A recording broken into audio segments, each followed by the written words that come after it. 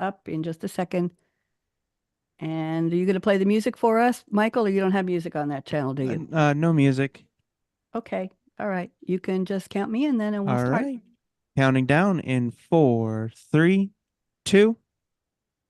Welcome to Rising Evolution, the future-proofed enterprise. I'm Bonnie D. Graham. Happy to be here. This is episode number 12 in our series, and we've got a hot topic that is important to companies all over the world. I'm telling you, it's timely, it's relevant, and you're going to want to know. We're talking about your ideal IT project team. Who, what, where? And I'm going to ask how and why. I'm adding that to the title of the episode. I've got a panel of 4 experts in this field. They're going to help us figure this out with their insights, with their discussion statements, with their best practices. We might even learn quite a lot. But before we start, I want to say thank you to Hannah Hale and Sherry Meyer, Sherry Ann, in the background who helped co-produce this show. Now, as all of you know who watch the show and watch my other shows on a regular basis, my monologue is not exactly what most people do on live radio. Somebody called me last week the poet laureate of virtual poetry on live radio. So there we go. I have collaborated. Bonnie, you can smile now. We've got 2 Bonnies here today. I've collaborated with ChatGPT. I fed it some information about the topic, and I asked it to write a little tiny verse about the bios of each of my guests. So let me read this. And when I call your name, please wave furiously. It's very important because we are live streaming now. So welcome, viewers and listeners, to Rising Evolution's domain, where enterprise futures, future-proofed, ascertain. Oh, it rhymes. Today we focus on the IT initiatives that steer, the challenges faced, the solutions drawing near. Our panel, a symphony of expertise, navigates the landscape where insights abound. I don't have a rhyme for abound. Sorry about that. It was expertise sounds. Best practices unravel, resource constraints untie, internal talents leveraged, external expertise amplified. There we rhyme now. On our live roundtable today, industry leaders convene to illuminate strategies on the IT building team scene. There we go. Thought leaders Bonnie Tinder, wave hello. Paul Rose, wave hello. Courtney Bird, wave hello. And Lauren Reinhardt, wave hello. Join me, Bonnie D, with their collective wisdom galore. Here we go. Bonnie Tinder has 25 years in software's embrace, from Raven Intelligence peer reviews with grace. A top 100 influencer in HR technologies respect. In 2022 and 23, her influence does reflect. Bonnie, I hope you like that. Yes. It's And great. good. And then we have Paul Rose. You didn't know we could summarize your whole professional experience in a 2-line poem. Paul Rose, wave hello, tech architect with skills refined in HXM solutions, value consistently defined. He writes on employee experience and digital transformation, the future of work, and AI's potential creation. Paul, I hope that made you happy. He's smiling. Yes, good. Okay. Sounds good. Thanks, Bonnie. Good. Courtney Bird, at the forefront of trends and tech, driving innovation. She's here on deck. Ascend Source's founder with a mission so clear to drive value-based outcomes, better decisions to steer. Courtney, I hope that honored you. Nice. Yes. And Thank Lauren, you're welcome. Lauren Reinhardt, COO with a strategic mind, fueling growth with initiatives and innovation designed. From marketing to operations, her prowess is told at Ascend Source, where enterprise successes unfold. I hope you like that. She likes it. I got a thumbs up. So, dear you. friends, in this IT project team quest, tune in, listen, or watch. Be our esteemed guest for your ideal IT project team. Who, what, where? A tapestry of insights and wisdom we share. So what'd you think? We get a thumbs up from me and ChatGPT, everybody? There you go. All right, let me see if I could do this now. You know that we've got there we go. Now we have a confetti parade. That's in honor of all of you for being here. So now it's time to go around the table and let's find out who you really, really are. The speaker order today is Bonnie Tinder, and then Paul Rose, then Courtney Bird, and then Lauren Reinhardt. So Bonnie Tinder, I'm putting you on speaker view. Please just do the honor, do us the honor of giving us about a 3-minute collection of everything you've done. And why are you here, Bonnie? What's this topic mean to you? Welcome. Yes. Well, hi, Bonnie. So glad to be here. And that ChatGPT poem was just Pulitzer Prize worthy. So I, 7 years ago, founded Raven Intelligence, which is a peer review site for enterprise software, and really designed to help customers make a great decision in an implementation partner. Raven has over 3,000 reviews about IT projects and the partners who help bring them to life. We're something like a TripAdvisor, but customers come to our site not to look at vacations, but to really find the best consulting partner for their projects. I spent my entire career in the tech industry, and I worked with software vendors and implementation, sales, and marketing. And I really started this company because I saw way too many implementation projects failing.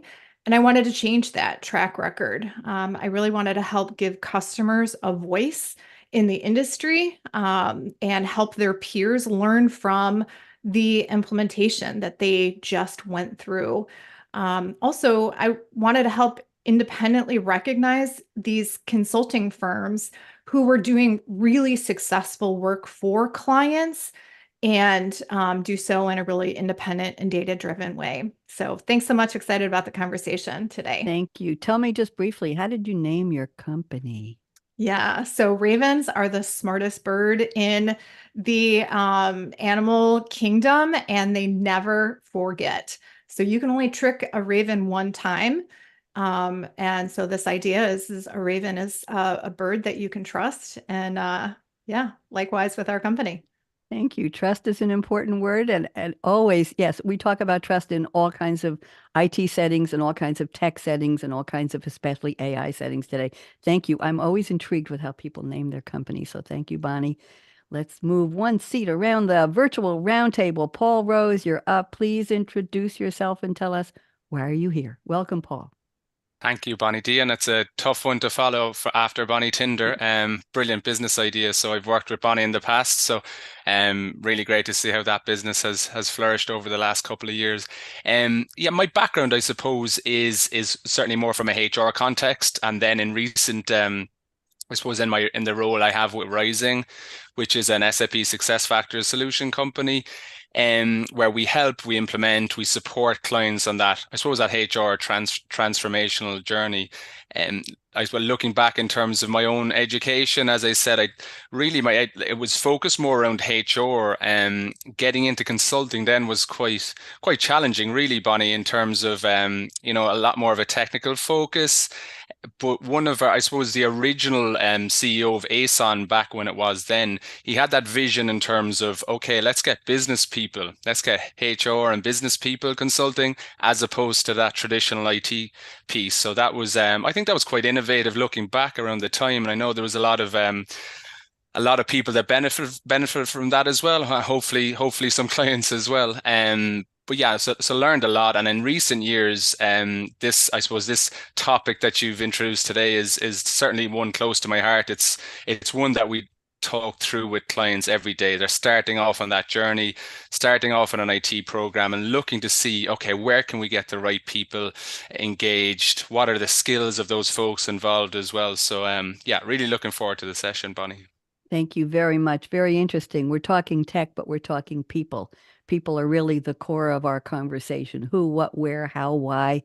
Very, very important. Teams, initiative, building teams. We're building teams, maybe with a little tech help, maybe with an AI on the side for some of the mundane, boring, repetitive tasks we don't want humans to have to do anymore. But we're talking about people. Thank you. Paul, I have to ask you, where's the accent from? I love That's from Cork. It's the south of Ireland. So I'm living in Dublin, but down the south. So I don't know. You probably see Cillian Murphy in a few weeks on the Oscars. So that's probably, I would say, 1 mile from Cillian. Thank you. So we have a preview of how he's going to be speaking. Well, he's probably more polished. Oh no, nobody's more polished than you. You're our representative today. Thank you, Paul. Thank you, Bonnie. Let's move around the table. Courtney Bird, welcome. And you and Lauren are here both from your company, SN Source. Courtney, introduce yourself, please. We're so happy to have you here. Thank you. And I work really hard to hide my Southern accent. So if you ask me where that comes from. But first and foremost, thank you so much for having me, Bonnie. It's an honor to be a part of this series alongside of you and the rest of the speakers today. As mentioned, my name is Courtney Bird. I am the CEO at Ascensource.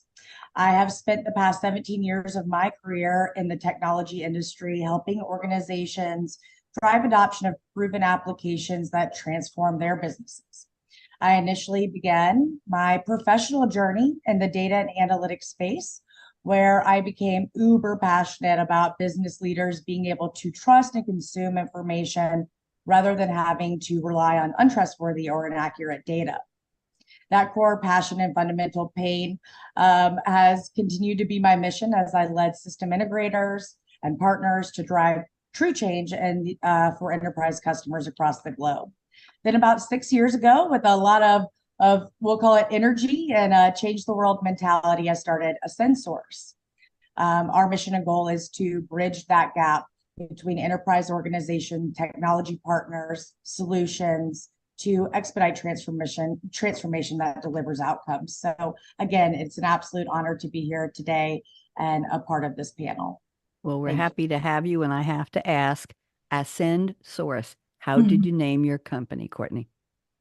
Well, I think that partners truly struggle to be and remain relevant in a vast ecosystem of what is, in my small ecosystem, 28,000 partners. So the ability to ascend that message, to make it relevant, to understand exactly who you are and what you do was our passion statement. So it really came from the elevation of your brand. Thank you very much. Very well put. Lauren Reinhardt, so happy to have you here. COO, I'm always impressed with that title. Lauren, let's hear who you are and welcome. Yeah, thanks, Bonnie. Thanks so much for having me. COO of Ascensource. I first got introduced to the technology ecosystem when I started working for ASUG, which is a professional organization for SAP users. And that was about 10 years ago. And it was at ASUG where I saw the power of a professional community and became passionate about connecting, enterprise organizations to the partner community. From there, I went on to work for an implementation partner. And at that time, I really gained an understanding of not only the partner's role in a successful project, but also the technology manufacturer themselves, and really how all three parties need to be aligned to have a successful project. And as Courtney mentioned, started Ascensource about 6 years ago, where I was able to take my passion for the ecosystem and allow deeper relationships and insights to help end customers really maximize their technology investments. So I'm excited to be here today to talk on this topic because I don't think it gets publicly discussed as much as it should. We put a lot of emphasis on evaluating the software and making the right decision, and then we just go implement it and kind of forget that we made this investment. And so I think this is a really important conversation to have, publicly. So thanks again for having me. Pleasure. And thank you for bringing that up. Yes, about the people, but how do you pick the right ones? How do you know who's going to embrace your wisdom, your mission, your goals, who's going to help that initiative come to fruition in the way that, I don't know who at the top decided they need this IT team, but somebody needs to say, this is where we want to go. Let's put the right people together, right? And that's what we're talking about. And teams is a very important topic today. So thank you all. Let's go to the part of the show where I've asked each of you to send me a fictional quote from a character in a movie or a TV show.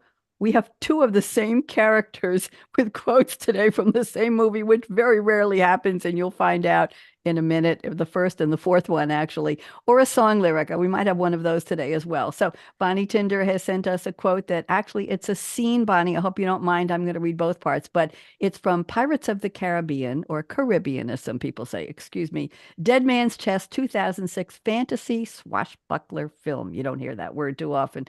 Let's see who we got. Okay. Set 1 year after the events of The Curse of the Black Pearl, the film recounts Captain Jack Sparrow. We know that's Johnny Depp, owing a debt to Davy Jones, played by Bill Nighy, the ghastly captain of the Flying Dutchman, and is marked for death and pursued by the Kraken. I'm going to leave that alone. And here's the quote. Pirate Joshua Gibbs, played by Kevin McNally, as Jack steps onto the ship, says, "Not quite according to plan." I can't do a pirate accent, Bonnie. I'm sorry. And here's the quote that Bonnie has picked from Johnny Depp's Captain Jack Sparrow. "Complications arose, ensued, were overcome." I don't do a good Johnny Depp either. Bonnie, rescue me. What does this mean to our topic? Go ahead.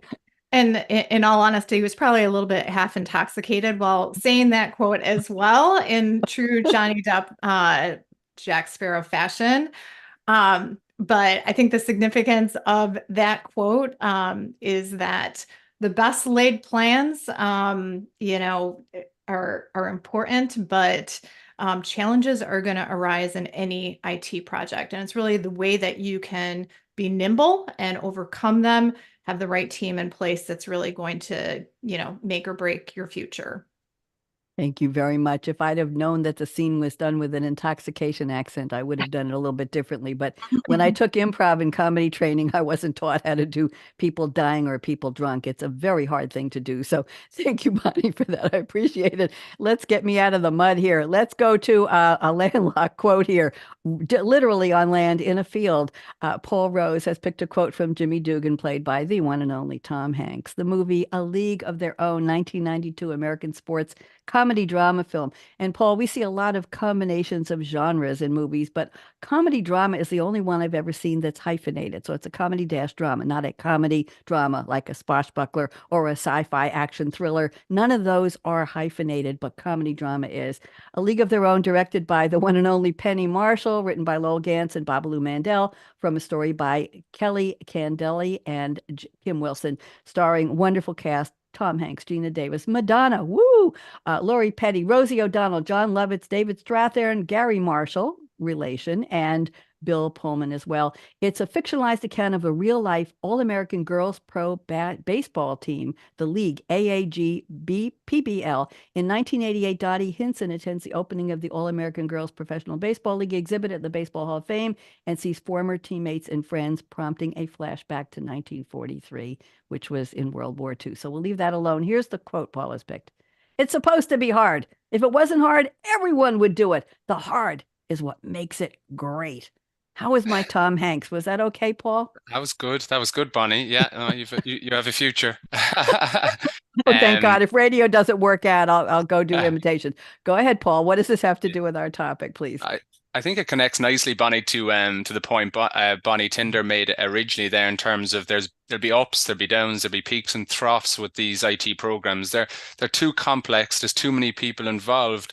There's so many systems that, you know, that just happened. That's a natural. And I suppose from my perspective, one of the key considerations is being able to have that transparent conversation, whether that's between the vendor and the client, the partner and the vendor, because ultimately it's one team. So I suppose that's probably my biggest takeaway in terms of any project successes that I see or we see in industry.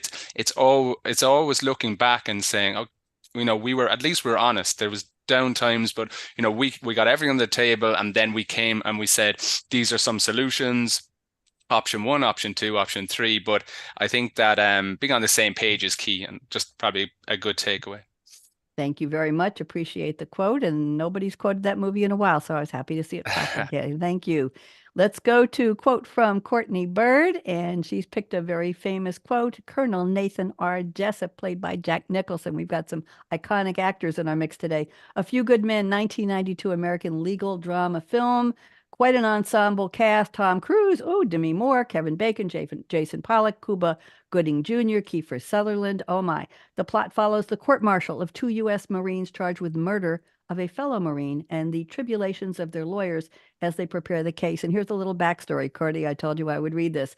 Screenwriter Aaron Sorkin, he's certainly a prolific writer, was inspired to write the source play, the same name, A Few Good Men, from a phone conversation with his sister Deborah, who is a graduate of Boston University Law School, and she signed up for a 3-year stint with JAG, that's the U.S. Navy Judge Advocate General's Corps.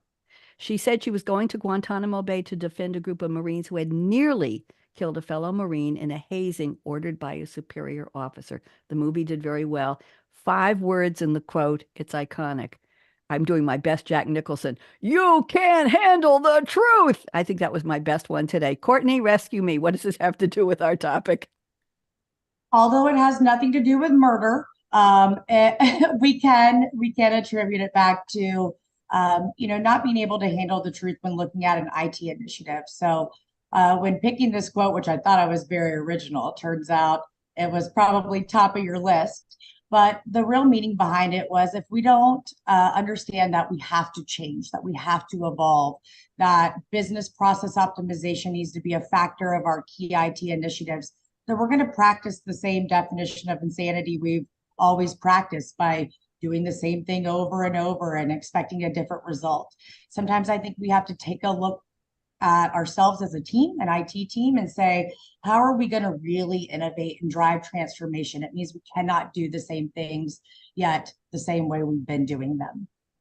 Thank you very much. And let me go to Lauren's quote. And Lauren, I'm scrolling down here, and you have picked from, I said there would be a double here, and there is. This is another Captain Jack Sparrow quote. Johnny Depp in the house again. Pirates of the Caribbean, The Curse of the Black Pearl, 2003 American fantasy, supernatural, swashbuckler film. We added a few more genres here. Let's see. It was the first MPAA PG-13 film released by Walt Disney Pictures, and it defied low expectations. I didn't think it would do much. It grossed over $650 million worldwide, the 4th highest grossing film of the year in 2003, and everybody loved Johnny Depp in this picture. Here's the quote, and this is very interesting. The problem is not the problem. The problem is your attitude about the problem. Do you understand? I don't know if he was drunk when he said this, Lauren. What do you think? Probably. I could have slurred it. Go ahead, Lauren. Yeah, I think, problems are going to arise in any project. That's just life. There are always going to be speed bumps, no matter how much planning you do. But what we can control is how we react to those problems, our attitude towards those problems. You have to, become solution oriented. You can't hit a speed bump and have your team, running around like with chickens with their head cut off or pointing fingers. Our attitude very much will decide, whether or not you're able to stay the course and not make a problem bigger than what it is. Thank you very much. I appreciate everybody picking such interesting quotes. And again, we haven't had 2 Jack Sparrow quotes in the same show in a long time. So thank you. It was kind of fun. I'll learn better to do better the accents next time. We're going to move to the part of the show where I've asked each of my esteemed guests to please send me 4 discussion statements. We've already talked around the topic. We haven't really dived into it yet. So that's what we're going to do now. I'm going to pick a statement from each of you. Bonnie Tinder, I've put one already into the chat for you. I'm going to read it. I'm going to ask you to unpack it, like they say on the news. And then we're going to go around the table in the same speaker order. So I'll ask Paul Rose, agree or disagree with Bonnie. Don't be afraid to disagree with her, Paul. Just be very nice about it. Courtney, I'll bring you in after Paul, and you can comment on what Bonnie said and or Paul. And Lauren, you get to talk about everybody. So when you're on your agree or disagree, keep it to about a minute, minute and a half, and Bonnie, take your time with it, and let's go. So here's what Bonnie said. Churn and burn. Keeping the team intact throughout the duration of the project is not easy. Almost 50% of the projects we review have some degree of turnover. It's incredibly important. Knowledge transfer and people dynamics are tough to realign when there is change on the team. So this predisposes, we've already got our team together. So Bonnie, let's talk about keeping the team happy. Go ahead, Bonnie. Yeah. When we see a project that is rated poorly, so customer reviews a project and it comes in with a score of, let's say, a 6 out of 10 or less, I immediately look at the team turnover, and almost 9 out of 10 times that team on the project had significant turnover. So there was people change. Whether that was an internal change of the project team or whether that was the project lead at the SI changed through the duration of a project. The dynamics of that churn is super problematic during the course of a project. And in some cases, it can that can cause a project to fail. So it is so important to keep the the collection of people that you have together and cohesive throughout the duration of the project, if that is possible. This idea of knowledge transfer is really hard. Even at the end of the project, when a system has gone live and now we're going into a new phase with maintenance and things like that, even then, when you're taking and moving the responsibility of the team to another group internally, there's potential there for gaps to happen and for things to be missed. So the people dynamics and the way that the team works together is so important. And so at all costs, if you can make sure that your team, does stay on for the course of the project, I think that's really important. With that said, there are times that, people are going to move or change jobs, or they weren't the right fit for the project. You want to minimize the amount of those during the course of project. That's a fact of life. It's always going to happen. But the fewer of those changes that you can make, the higher likelihood that your project is going to stay on the track and be successful. Thank you. Very interesting. Let's go around the table. Paul Rose, agree or disagree with Ms. Tinder? What do you think?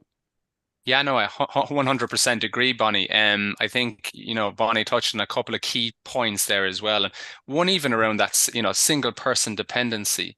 Like we see in a lot of these programs, there's probably too much onus maybe around it. It could be a project manager, it could be an architect, but almost everything is lumped onto that person. And then, as you can imagine, these programs can last maybe up to 18 months, 24 months. That's a lot of pressure.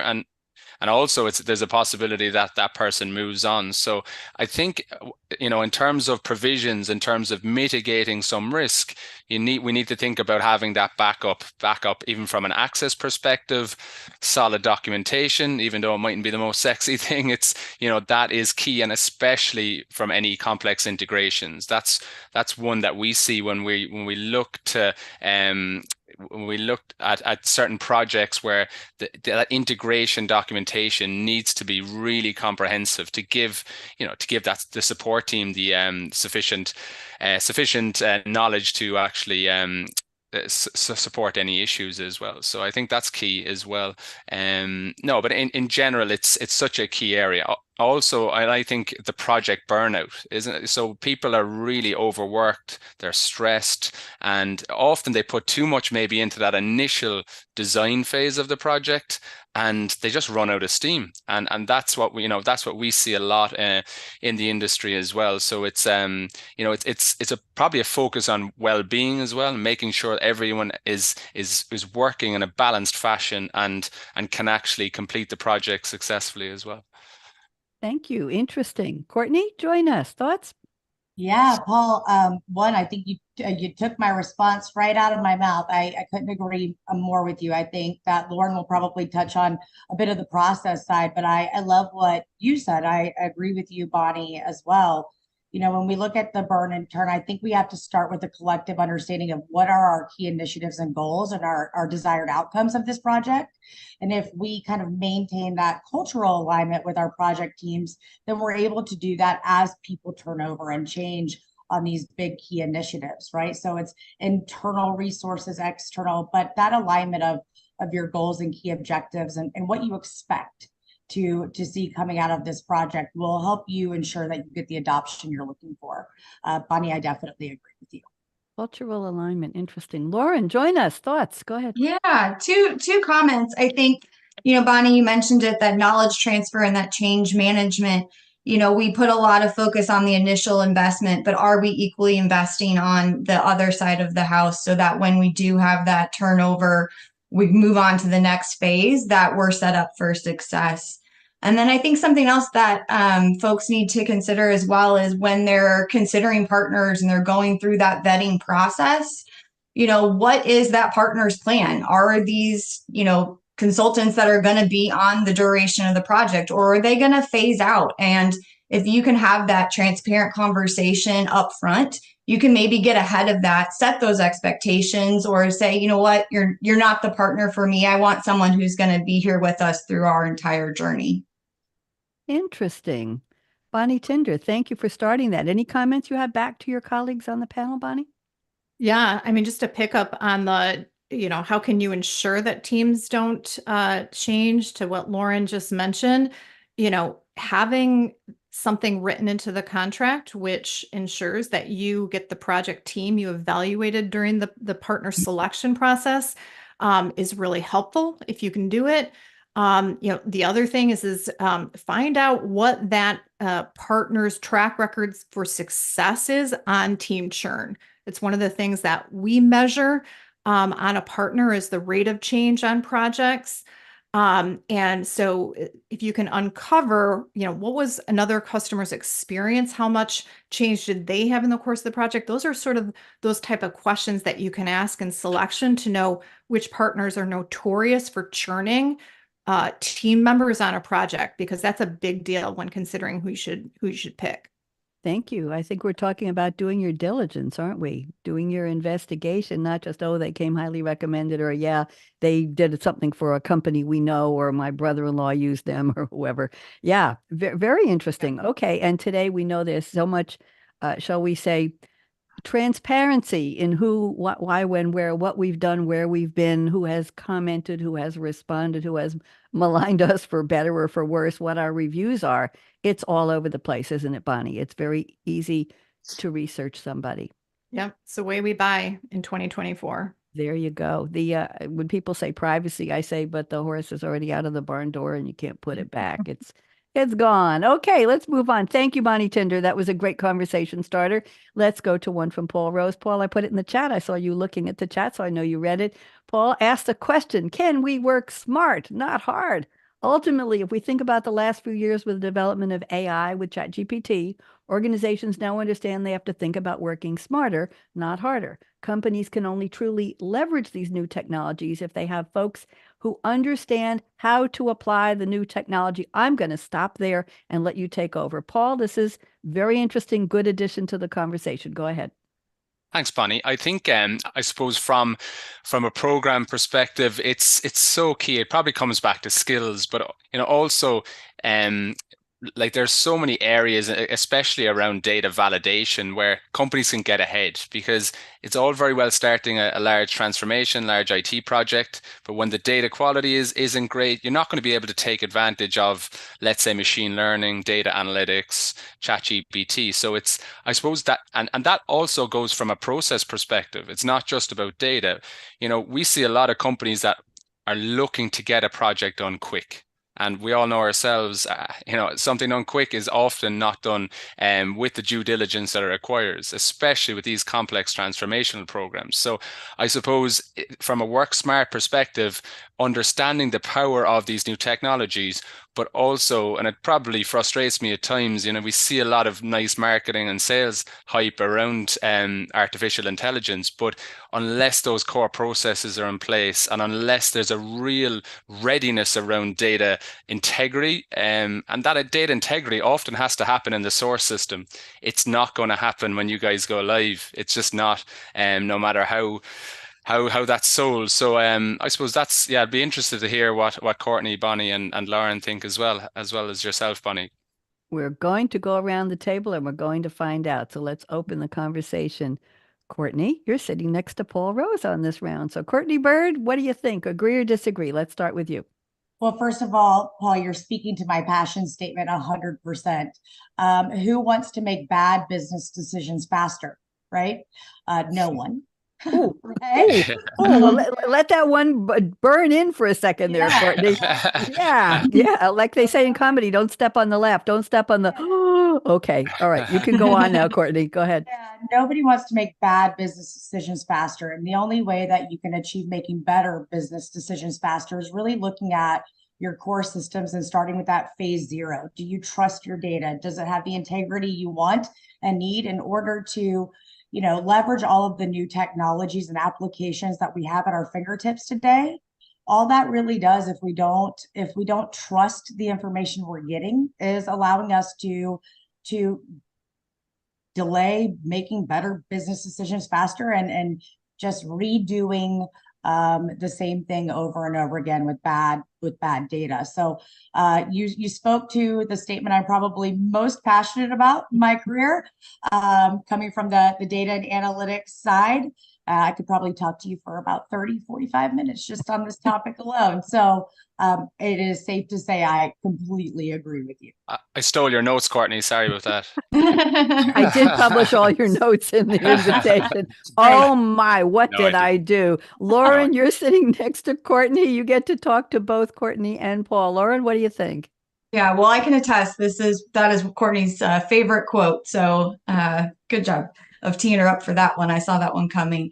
I think when we look at culture as well, there is a lot of innovation. AI, all of this is very new. And so making sure that you have a culture where you're encouraging people to start playing with it, to start testing it, to see what it can really do for your organization. Not all of it's going to be good. And to be able to have, that culture and that conversation and the people that are willing to try new things and not, I think one of the challenges on any project is when you have team members that are, you're trying to rewrite and reimagine how to do things better. And they say, well, we've always done it that way. It's not broken. Why are we fixing it? Right. And so to make sure that culturally you're willing to dabble your toes into that space is important as well. Thank you very much. Bonnie Tinder, you're going to wrap this round up. What do you think? Yeah, well, generative AI is in every single conversation that we have nowadays, every meeting. And so it certainly is now prevalent in this whole idea of IT projects and implementation. And, as Courtney said in her statement, you don't want to make bad business decisions faster. And the way to do that is to have bad data to begin with. And I don't think you can underestimate the importance of starting an IT project with good data. And if you don't have good data, all you're going to do is lift and shift your garbage system into a new garbage system that has AI and now or whatever new bell and whistle. So this idea of really taking the time to understand the data, what do you want to bring over and make sure it's clean before you do so, is going to impact the quality of whatever transformation that you have going on. Back in my programming days, Bonnie and everybody, we used to have a term called GIGO, garbage in, garbage out. I was a programmer analyst back in the COBOL on a Xerox Sigma 6 CP5, key punching thousands of lines of code on 80-column Hollerith cards and carrying Paul's like, what is she talking about? Carrying around the cards in a box. And God help you if you tripped and fell and the box fell down. And the operator in the control room and the computer room would feed them into a card reader and your code would get put into the computer that way. So those were the days. But GIGO was garbage in, garbage out. And you didn't want that. Paul, this was your statement. You want to do a quick wrap up on this one? What'd you think of the comments? Yeah, no, it's good to see that it resonated, I suppose, that overall topic. I guess if I look back to even starting consulting maybe about 12 years ago, like those companies that had a high data analytics maturity, I'm predicting the future to see those are the companies that had a focus on data back then and have consistently looked in terms of that data integrity, data quality, and those are the types of companies that will be able to take advantage of AI. That would be because they've always had that passion around data, and it's not in isolation, I suppose, and they've gone to source. But hopefully some good context there. Thanks, guys.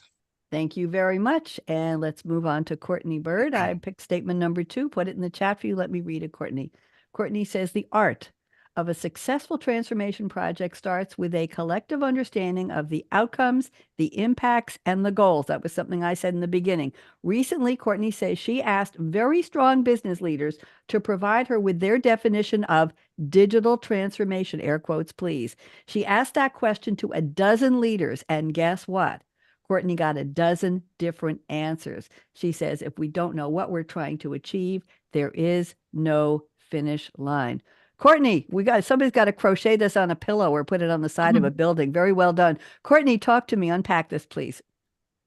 Yeah, I mean, I think the understanding of marketecture is a factor. Buzzwords in our industry is a real thing. We can ask one business question and get a lot of business answers. I always say that the technology is in fact proven. It's a manufactured solution. It works. How you deploy that said solution and the adoption of that solution is the determining factor of success or failure. But before we can adopt something or anything, we must understand our why. What are we trying to achieve? Why are we doing this? Are we ready to shift our mindset in the way we do things today versus how are we going to do them tomorrow? And do we have the right partner in place to help us through that journey? It goes back to something Bonnie said, something Lauren said earlier about understanding who your partner is, right? Again, that technology is proven. But how that technology is deployed is one thing. If it's adopted is a totally different thing. So it's past implementation. It's looking at our change management process. It's looking at how many people are gaining benefit and result from a key initiative like this. And I think it all starts with asking yourself the question of why are we doing this in the first place? And what does it mean for us as a business? It was fascinating to ask those leaders to define digital transformation and get all the various answers. I definitely look forward to hearing all of your feedback as well. Courtney, before I move around the table, I'm going to ask you, was this a formal survey you ran? Was this something you just casually in business meetings said, hey, I'd love to know what your definition of digital transformation? I'm just wondering the source of the pool. You don't have to give names, but a little bit about who these people were. Well, it was really interesting. So Lauren and I actually started a podcast a couple of years ago, and we got so wrapped up in again this marketecture, these buzzwords, and I would just start asking people questions like, "Hey, what does digital transformation mean to you?" Whether they're a leader at a big technology company or a giant flooring manufacturer, it doesn't really matter. To ask a CIO, a CFO, those types of questions to really understand their position. So we actually ran a series on our podcast, and at the end of every episode, we asked that question: what is digital transformation to you? And it was fascinating. Again, never got the same answer twice. Thank you. I was wondering about the source of the question, and that answered a lot of information for everybody here and for everybody watching and listening, as you can run informal surveys just by asking a very specific question and noting and logging the answers. Thank you, Courtney. Good business practice. Lauren, you're sitting next to Courtney on this one. What do you think? Talk to us. Couldn't agree more. Digital transformation has become such a buzzword in our industry. I'm ready for the new buzzword, to be honest. But, just like, we talk to partners and to CIOs and business leaders and all got different answers. I would encourage you to talk to your project team and ask the same question. If everyone has a different answer, how are you working towards the same goal? It's also really important that you keep in mind, what the business drivers are for this digital transformation. It's not just about the technology that you're implementing. It's about what is that technology and the process that you're putting in place going to do for the business? And what is that ROI? What is the benefits? Because if you can't point to where you're trying to go, why did you make the investment in the first place? Mm-hmm. Interesting. Very interesting. Bonnie Tinder, you're next on this round. What do you think?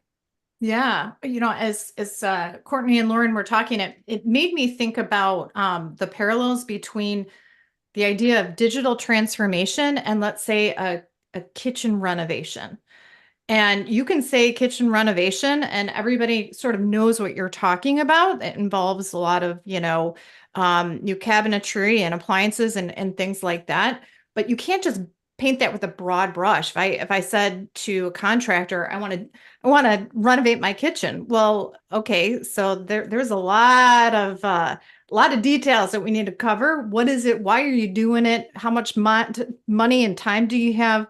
How big is your space, et cetera? So, I think it is really important to, digital transformation, enables an outcome. It enables an after picture, But you can't just say, I want to renovate my kitchen without really having a good idea of what that after picture looks like. And, and how much, and you have to go in also with a reality check to say, I don't have unlimited time and resources to do this as well. Maybe I'm just going to, put in a breakfast bar as opposed to rip out all my cabinets. So there's different ways to approach a project or a digital transformation. And I think before you start, throwing around that terminology, you really need to understand what are the business outcomes I'm solving with a change in technology. Thank you. I love the kitchen renovation metaphor because a friend of mine is doing a kitchen renovation and they just found out it's going to take 6 weeks. It took a year to get the appliances. Don't even ask. And they found out that the venting in the kitchen was improper and they had to drill holes in the wall and put in a 10-inch pipe for proper venting for the new stove. Don't even ask. I don't know whether to laugh or cry. I want to go to Paul now. Paul, comment, and then we'll go back to Lauren for a second. Go ahead. Sure, yeah, no, it's a really interesting area that Courtney brought up. I suppose from just to maybe tag on to what Lauren mentioned as well, from a business perspective, it's very much, what function as well. So IT may have a certain perception of what what's going to be successful. Perhaps it's a clean technology stack. Perhaps it's applications move to the cloud. For HR, it might be a slicker, intuitive employee experience, or for recruiting, it'd be the candidate experience. And then business will have different, I suppose, ambitions around this transformation. So the measures of success are key, and defining those early, because as you say, it could in one way be a successful project, but you get to the end and there's no measure, so it's very much subjective. So no, really, really interesting topic. Thank you. Courtney, I'm going to give you a 1-minute wrap up for this. And then Lauren, I've got your statement in the chat. We're going to go to Lauren. That's our last round. Courtney, quickly, go ahead. No, again, I just want to reiterate the technology is proven, right? How we deploy it and if it's adopted is that true success or failure criteria, right? So laying that foundation, putting that plan together, making sure everybody is aligned, whether it's your partner, IT, the business, that alignment is imperative for success. If we're all rowing in the same direction, we're all going to achieve success together. I Right? love So the metaphors. We've gone from kitchen renovation to rowing in the same direction. It's the only way to get to the goal. True. That's right. And what is the finish line? What is the finish line? Lauren, I picked statement number 1. It's brief and to the point, and I think this really is important. Lauren says the best internal talent is going to be the people you don't want to divert from their primary responsibilities, but these are the people who are the most willing to think outside the box. These are the people you can't afford not to put on the project. Oh my goodness, inside out, upside down, and wow, a not afford to not. Okay, Lauren, let's unpack this, please. 2 minutes. Yeah, we can all picture in past careers and team members that we have today, kind of your best and brightest stars. And, you have this fear of, if I move them off of, their day job and put them on this project, what is that going to mean for the business? But when we're making these big investments into these digital transformations, you need that top talent, that voice, that person that is willing to bring, the right energy and right culture to the team and really kind of challenge the status quo.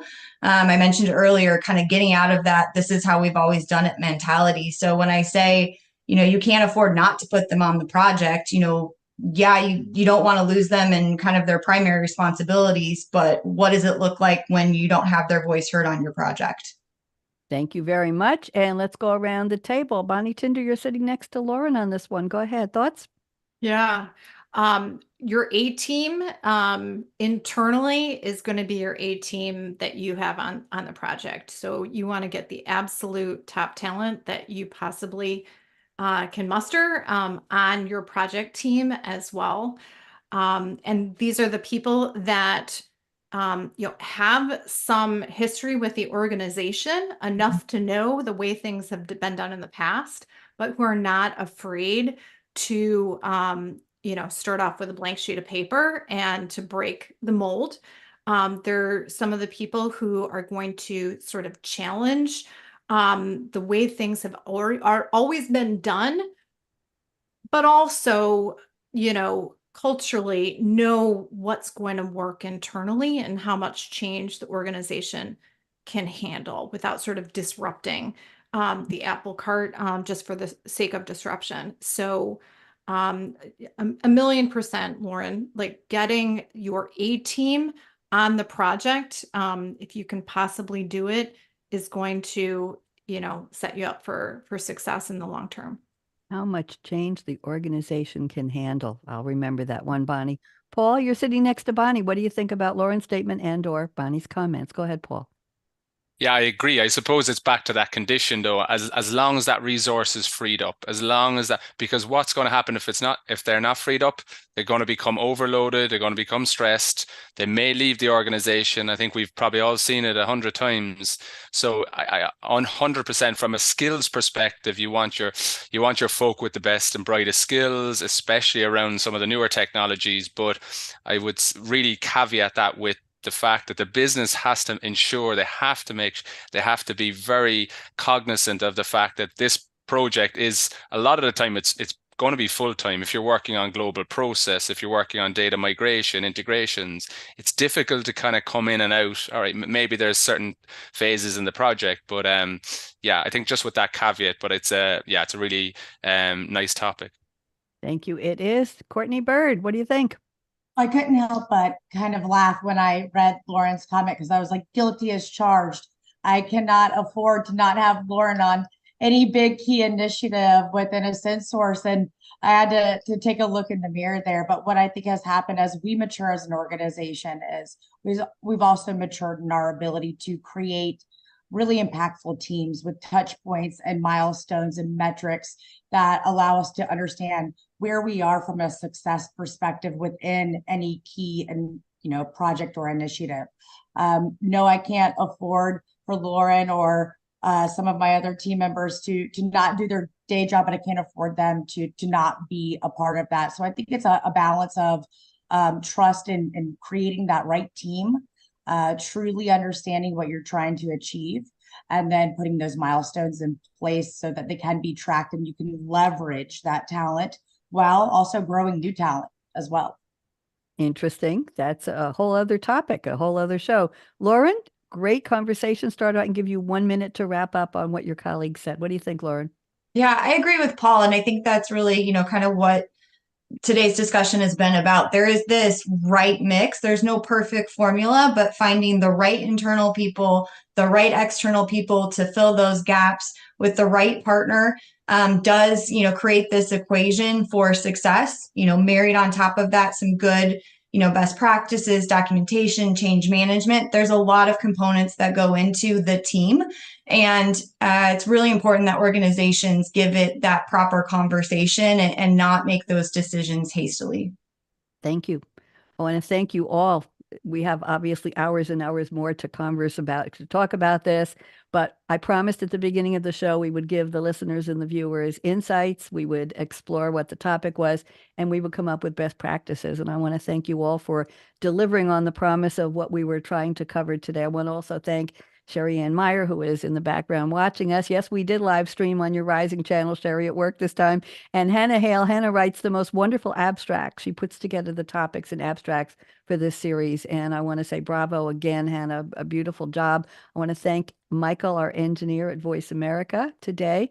I want everybody to wave hello and goodbye. We're not done yet to LinkedIn, to Facebook twice. That's 2 waves to Facebook, and to YouTube. I added a YouTube channel recently. I want to say thank you to Bonnie Tinder. Always nice to have another Bonnie on the show. It's very rare. As I told you, I grew up in the era of, I won't even tell you when, but there were no Bonnies mentioned on TV when I was growing up. And then I went to junior high school. I know I just dated myself, and there were 3 Bonnies, and I was mad because I wanted to be the only one.